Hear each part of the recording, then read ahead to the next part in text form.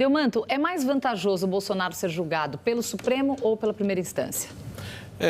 Na verdade, o Supremo, quem é julgado pelo Supremo, você não tem direito a recurso, não é? Então, apesar de ser chamado um foro privilegiado, ele não é nada privilegiado porque é um julgamento único.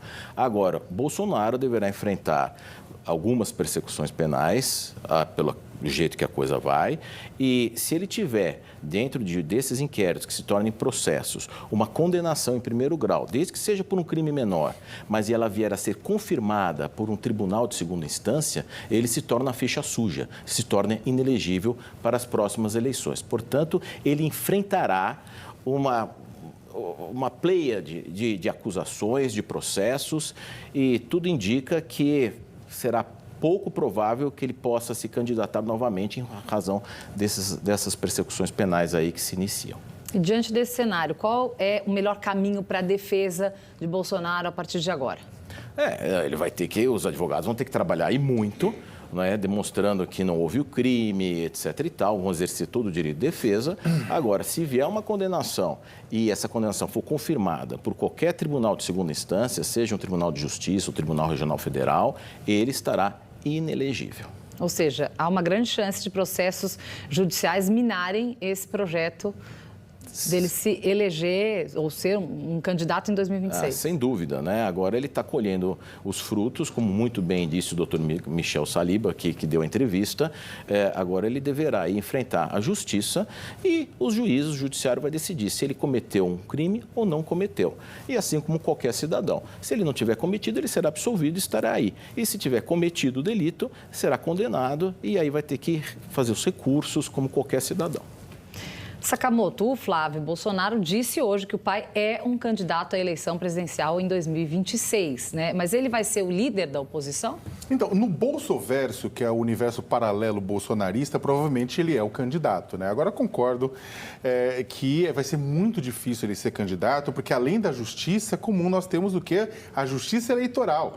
Tem 16 ações correndo lá, né? Inclusive aquela papagaiada que ele botou um monte de embaixador para fazer propaganda negativa de urna eletrônica e da justiça eleitoral, ou seja, usou a estrutura do Palácio do Planalto numa campanha eleitoral e ainda por cima para atacar o Estado Democrático de Direito.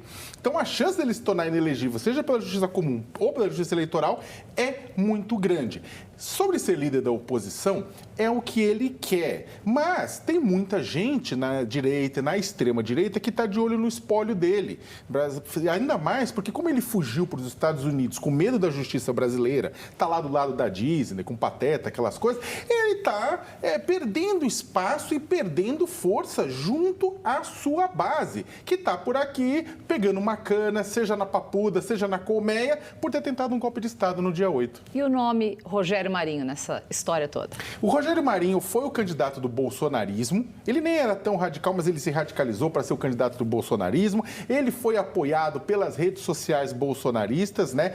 Tomou uma derrota, né, do Rodrigo Pacheco, que se confirmou e se reelegeu. Ele está como líder da oposição no Senado Federal, mas ele não deve ser o nome da oposição em si, porque tem outros nomes estridentes, inclusive no Senado. Damares Alves, General Hamilton Mourão, entre tantos outros, o próprio Flávio Bolsonaro, que tem mais proeminência, inclusive, de liderança. Isso sem contar a Câmara, onde você tem Ricardo Salles, onde você tem outros nomes bolsonaristas bem raiz mesmo, como Nicolas Ferreira, entre tantos outros. A disputa dentro do bolsonarismo é grande. E a disputa com a direita liberal, que tem a capacidade de frear o bolsonarismo, inclusive, também vai ser bem grande.